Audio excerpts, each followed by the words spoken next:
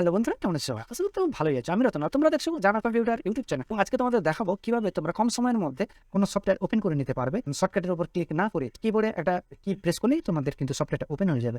তো কিভাবে করা সম্ভব সেটা আজকে চলো দেখি। সবার প্রথম তোমাদের আগে দেখিয়ে দিই কেমন কাজ করছে, তারপর দেখাবো কিভাবে করতে হয়। তোমরা এখানে আমি কি প্রেস করছি সেটা দেখলে কিন্তু তোমরা বুঝতে পারবে। কন্ট্রোল প্লাস শিফট প্লাস আমি যদি জেড প্রেস করি তাহলে কিন্তু আমার কিন্তু এই যে মাইক্রোসফটের যে ℓ এই ওয়েব পেজটা কিন্তু আমার ওপেন হয়ে যাবে। আর আমি যদি control plus shift plus press করি তাহলে কিন্তু দেখতে পাবে যে আমার 𝐕এলসি প্লেয়ারটা কিন্তু ওপেন হয়ে যাবে। দেখতে পাচ্ছ ওপেন হয়ে গেছে। তো এটা আমি কিভাবে করলাম বা কিভাবে তোমরা শর্ট কি করে নিতে পারবে। তোমরা যদি কোনো সফটওয়্যার ওপেন করতে চাও সেটাকে তোমরা মাউসে ক্লিক না করে কিভাবে তোমরা শর্ট কি বানিয়ে নিতে পারবে আজকে তোমাদের এটাই দেখাবো। তোমরা যদি আমার চ্যানেলে নতুন হয়ে থাকো অবশ্যই চ্যানেলটাকে সাবস্ক্রাইব করবে, আর ভিডিওটা ভালো লাগে তাহলে অবশ্যই ভিডিওতে একটা লাইক করবে এবং বন্ধু বান্ধবদের সঙ্গে অবশ্যই শেয়ার করে নেবে।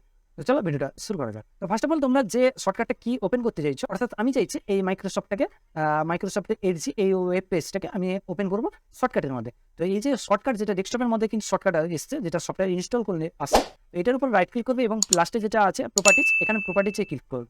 দিলে তোমাদের এরকম একটা ডায়লগ বক্স চলে আসবে। এটা আসার পর তোমরা দেখতে পাবে যে তোমাদের শর্টকাট যেটা শর্টকাট বলে একটা অপশন পাবে, যেটার মধ্যে এতগুলো টুলের মধ্যে এখানে একটা শর্টকাটের অপশন পেয়ে যাবে। এখানে ক্লিক করলে দেখতে পাচ্ছ আমার এখানে যে শর্টকাট কি, এখানে কিন্তু দেখতে পাচ্ছ control plus shift plus Z, এটা প্রেস করলে কিন্তু আমার এই ওয়েবসাইটটা কিন্তু ওপেন হয়ে যেত।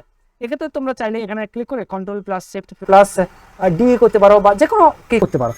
দেখতে পাচ্ছ কন্ট্রোল শিফট প্লাস এফ করেছি, জাস্ট অ্যাপ্লাই অ্যান্ড ওকে করবো।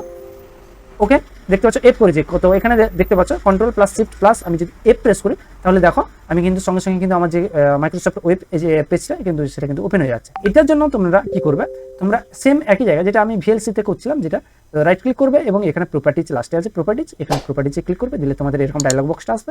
এখানে এলে তোমরা যে শর্টকাট অপশনটাতে ক্লিক করলে তোমাদের শর্টকাট কি, এখানে কিটা নাম থাকবে, ঠিক আছে। এক্ষেত্রে তোমরা তোমাদের যে শর্টকাট কি কোন কিটা প্রেস করলে তোমরা এটা চাইছো সেটা এখান থেকে কিন্তু মেনশন করে দিতে হবে। যেটার জন্য আমি যদি কন্ট্রোল প্রেস করি, দেখতে পাচ্ছ কন্ট্রোল প্রেস করলে কন্ট্রোল প্লাস অল্ট আসছে। আমি যদি অল্ট প্রেস করি তাহলে দেখতে পাচ্ছ কন্ট্রোল অল্ট, এটা প্রেস করার পরেই কিন্তু তোমাদের যে কোনো একটা প্রেস করতেই হবে বা কি একটা দিতেই হবে।